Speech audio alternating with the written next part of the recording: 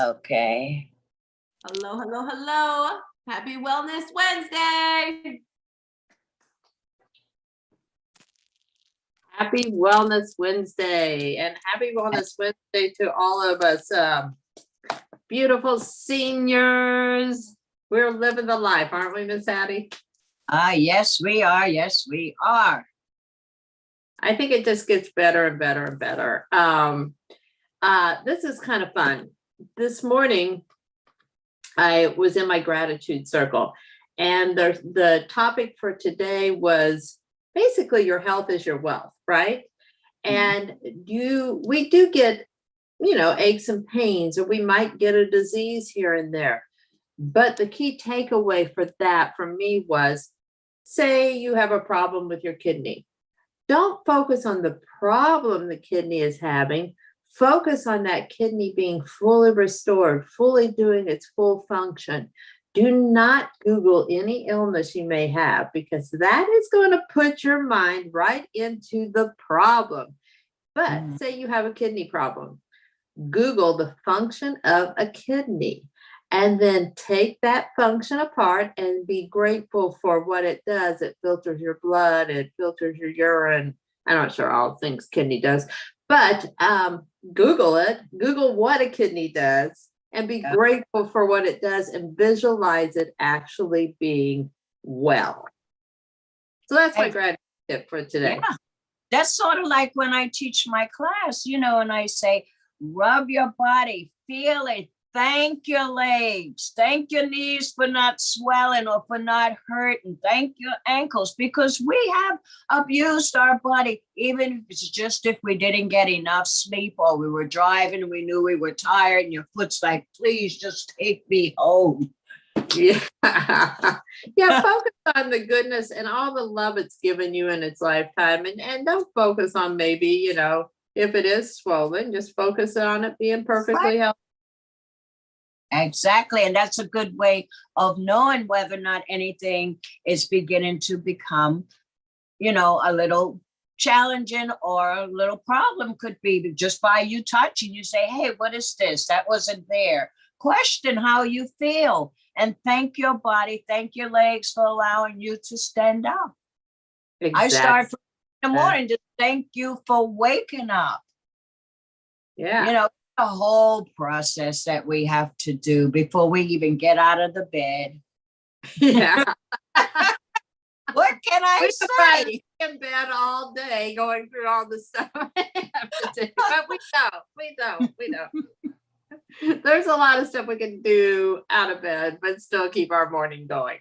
But speaking of bed, today our topic is getting enough sleep. And if you're stuck with your fat loss journey, it could be that you're not getting enough sleep. And I can speak from experience. I'm just going to start off with the topic of our ketones, because I want to share this story with you.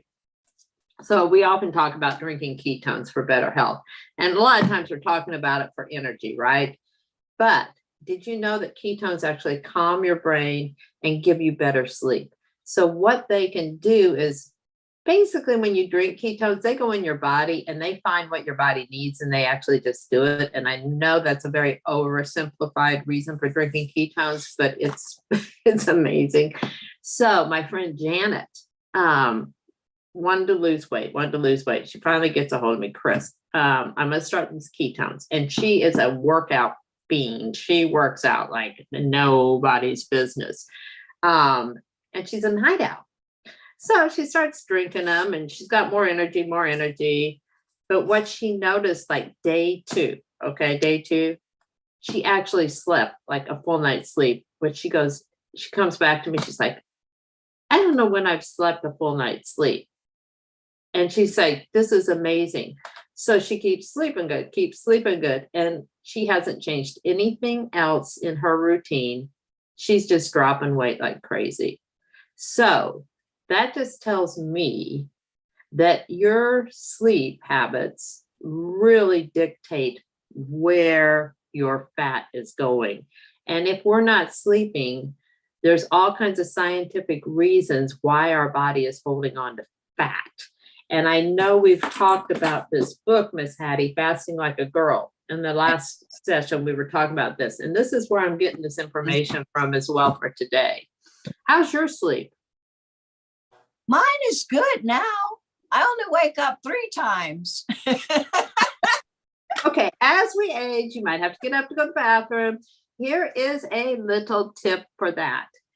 Get your water, your hydration in early in the day. Your body really doesn't care when you hydrate it, but what it will do is it will keep you up all night. If you wait till the end of the day and go, oh my God, I haven't got all my water in.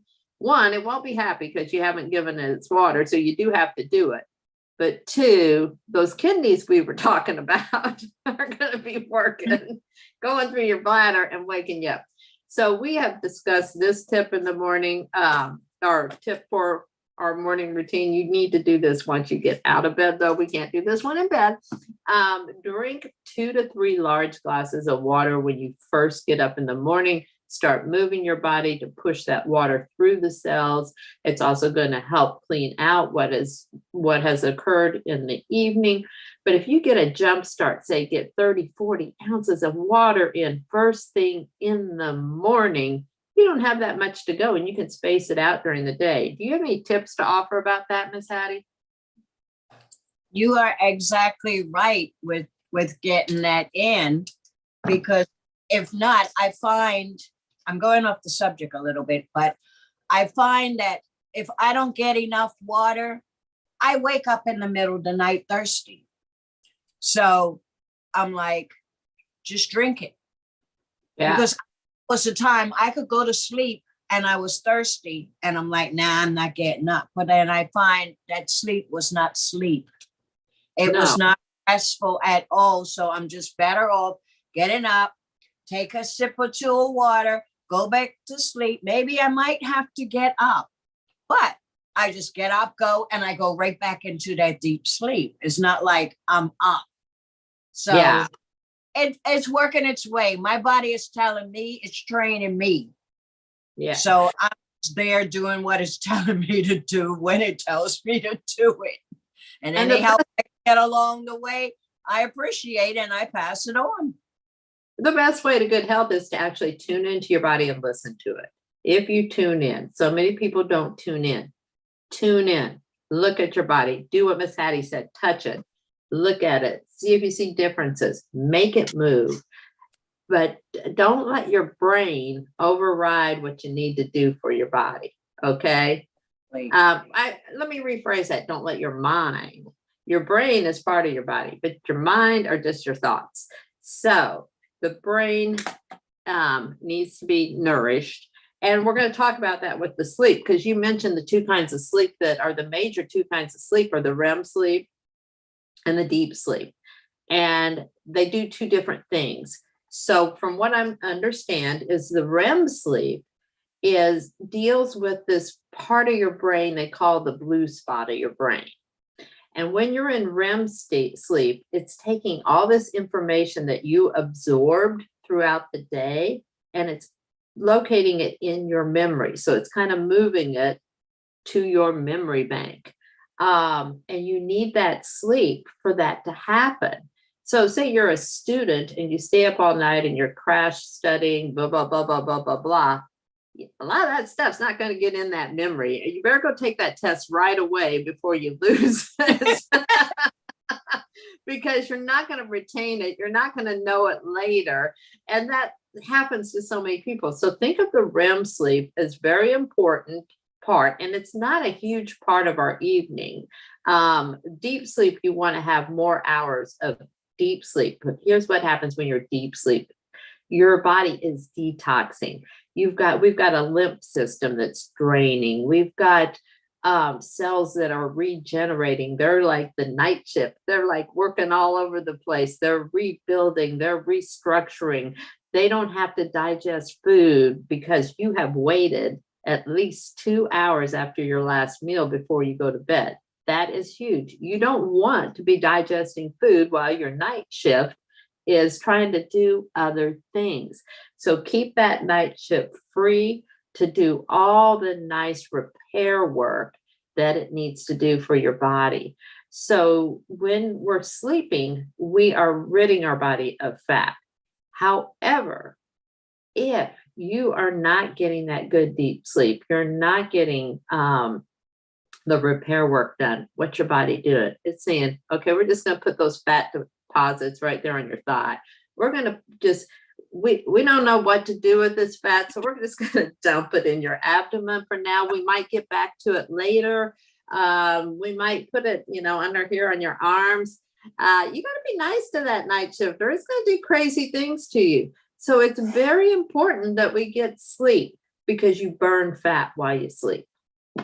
Yes, definitely. I agree.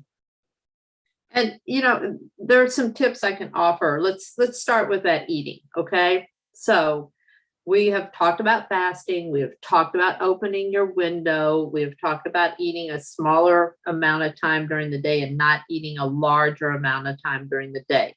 We do not want anybody to go into low blood sugar or anything like that because they're not eating. Once again, you got to listen to your body. What we want to do is you to increase the length of time you need between meals by getting the proper nutrition at each meal and then giving your body time to digest. So going ahead with that last meal, wait to optimally 3 hours to go to bed before, after that last meal. So everything can be digested. And here's another great tip. Take a walk. Eat your last meal. Go out and move. Yeah. Take a walk. I don't want you to go out and do like a killer exercise class because your body's digesting. It's using that time to digest. But a little movement, just a nice stroll. And don't just go sit on the couch and watch TV. Get up and move around, get the juices flowing, get the body flowing, and the digestion can just kind of ease along as you're doing that. And like I said, do not like eat and then go right into exercise mode because your body has a hard time digesting when you do that. And it's great. It's way better to exercise fasted without food, exercise first thing in the morning. But like I said, stay hydrated. If you get dizzy or lightheaded, you need to have a little something, preferably. It's going to be ketones. This keeps me from getting dizzy and lightheaded because this is actual fuel. This is giving my brain and my body what it needs without me having to digest anything. And it's the preferred fuel. So we got ketones and glucose. Let's rely on the ketones while we're not eating, okay? And then we'll rely on the glucose when we are eating. So, and a couple tips. Do you like to sleep in a cold room, Miss Hatty? Oh, yes, I do. I do. You're in hot Texas. So how do you do this in the summer? I don't want to overtax my air conditioner. So what do you do to sleep in a cold room? Surprisingly, I've been getting cold here lately. We normally keep the thermostat to 72, but when I first came to Texas, when I was in New Jersey, I used to keep it at 68. So you're adapting. That's good. But somehow Natalie says I've adapted to the heat of Texas. Yeah. Because 68 now to me, I'm like this. I always have a jacket close by. I walk outside, get in a car. I got a jacket on. People are like, why you have a jacket on? Well, the car is cold. The house is cold. I go into the mall, the store, they're cold. I get it. But isn't that what the wonderful part of our body? We can adapt to our environment. And that's another off. You can take the jacket off. You can't put on if you're cold. That is awesome. But studies show that if you sleep when you're chillier, you'll have a better quality of sleep. And so it has been suggested that you take a cold shower before you go to sleep to chill your body down, and then sleep after that. You can even keep your hair wet if you want to. Sleep with a wet head to chill yourself down. But sleeping in a colder environment is a better way to get your sleep. It might make you less likely to want to get up and go to the bathroom if you're cold. You might want to stay. Well, another thing too that I have a blanket, a weight blanket.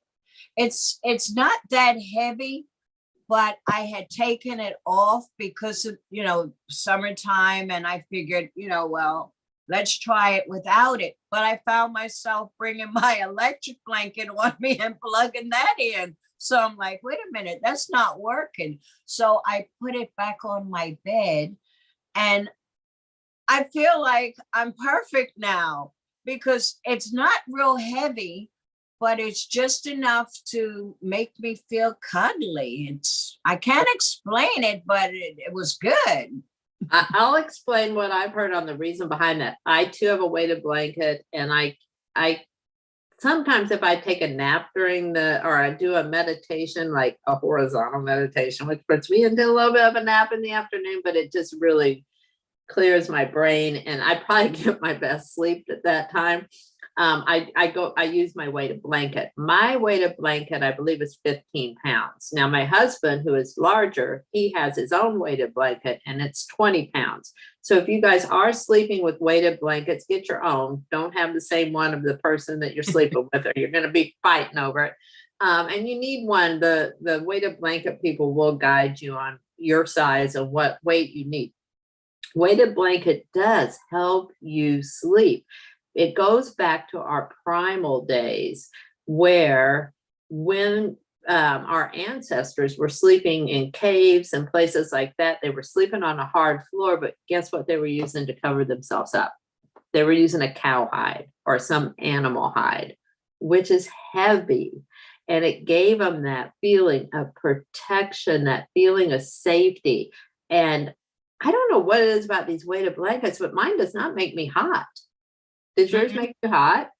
No, it does not make me hot. No. Yeah. So I encourage all of you we don't have any affiliation with weighted blankets, but they are good. And they even make them for babies, little sack things they can sleep in that kind of weights them down and keeps them from startling themselves and stuff like that.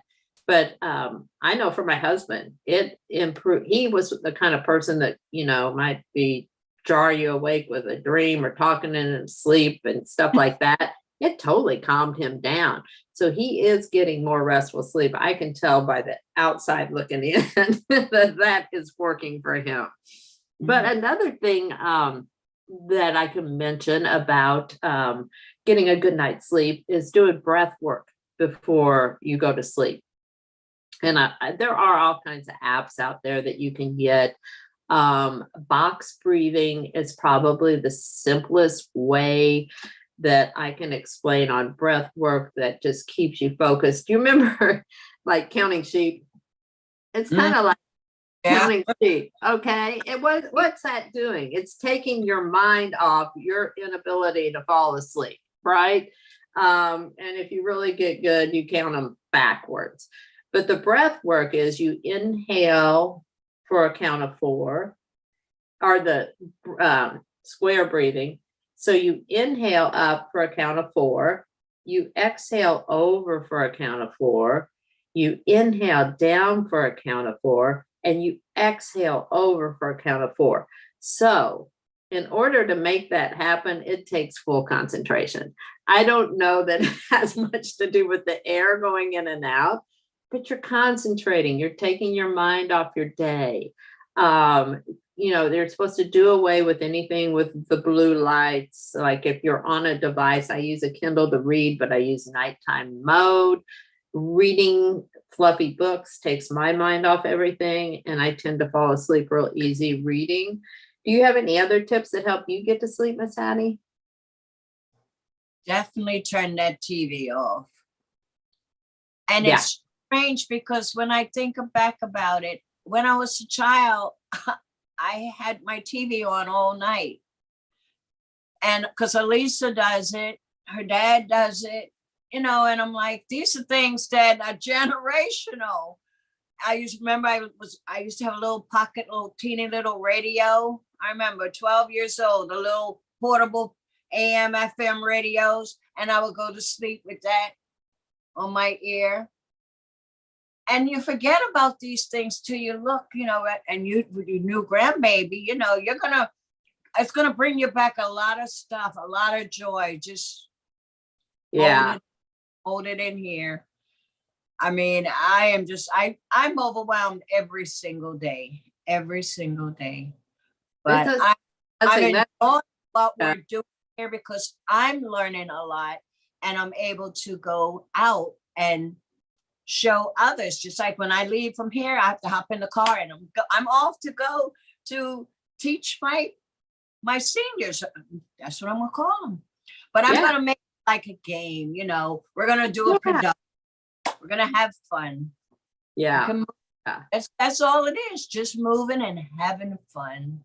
It is. And so I think just to wrap this up, you said it all, moving and having fun. Have fun while you move. Don't make it a chore. Look at kids who run to a playground. They want to swing, they want to climb, they want to slide. Why don't we do that anymore? I just got on a swing set the other day and it felt great. And actually, swinging helps reset some of our circadian rhythms and our body functions and all this. So get out there, swing with your grandchildren. If don't pass up a swing set, just let it sit there, jump on it. Okay. But back to the sleep. Let's wrap it up with the sleep. Just please concentrate on your sleep. Don't stress over it. Like, oh my God, I only get 3 hours of sleep, or I wake up at 3 o'clock every night. Wake up, but have an answer. Do the box breathing we just talked about. Clear your mind. Count the sheep. Count backwards from 100. It's your mind. But that's just thoughts. Your brain really wants to go to sleep. Your mind might not, but you got to talk your mind into letting your brain get some rest, or you're just going to store fat and you're not going to be healthy and you're not going to be clear-minded. So I thank you all for tuning in today. I hope we offered some helpful tips. Do you have anything to wrap this up, Miss Hattie? Just enjoy life and move.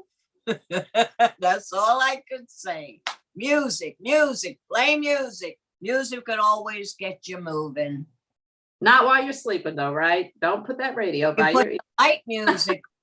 Yeah, you can do calm. music. As a child, I actually used to fall asleep with my aunt playing Beethoven music on the piano because she had very bad arthritis as a child, and they told her piano lessons, and that's what we used to go to sleep to. Homemade piano lessons. I mean, I was spoiled when I think about it. My childhood. Who goes to sleep with real instruments? My grandmother playing the violin, or my uncle playing the accordion.